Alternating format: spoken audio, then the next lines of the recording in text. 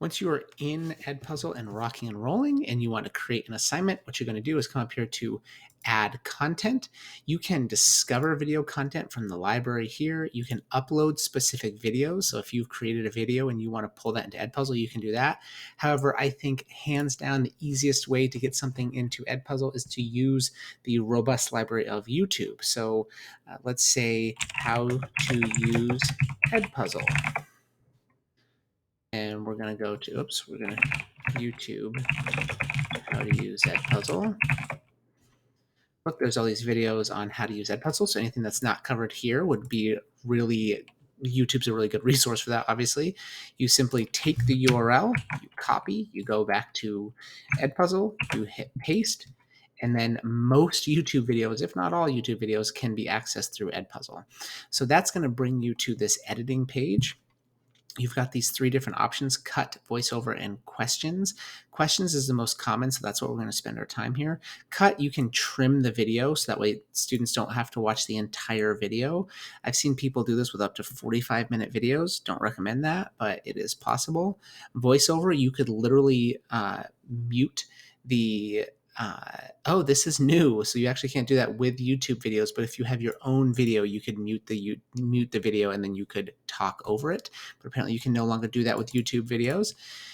But this is the most commonly used function here, and that's the questions. So you can add in different spots into different, like if you just go to a specific spot in this video, say I wanted at 2 minutes and 43 seconds, I wanted to pause the video and ask students a multiple choice question. I would simply select multiple choice, hit my question there,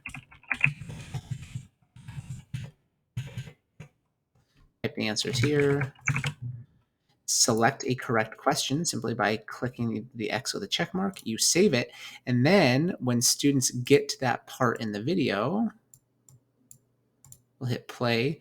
This is going to go, and when it gets to this little teardrop here, it's automatically going to pause the video, and then your question is going to pop up over here. So notice. Oh, it's just going to keep going. So in the preview mode, apparently it's not going to do that for me. That's embarrassing. But then I can just add in different pieces here. So let's say I want to do an open-ended question. Hit save. And then students will get an open-ended question here. I can click on these when I'm done. So let's go to finish here. Notice I've got these two questions over here.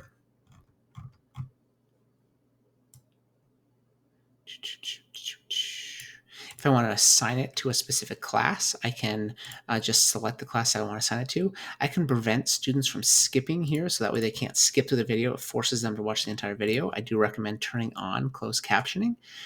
And then you can schedule for when you want students to be able to see this. So I'm going to schedule this for August 31st, and they can't access it after September 2nd.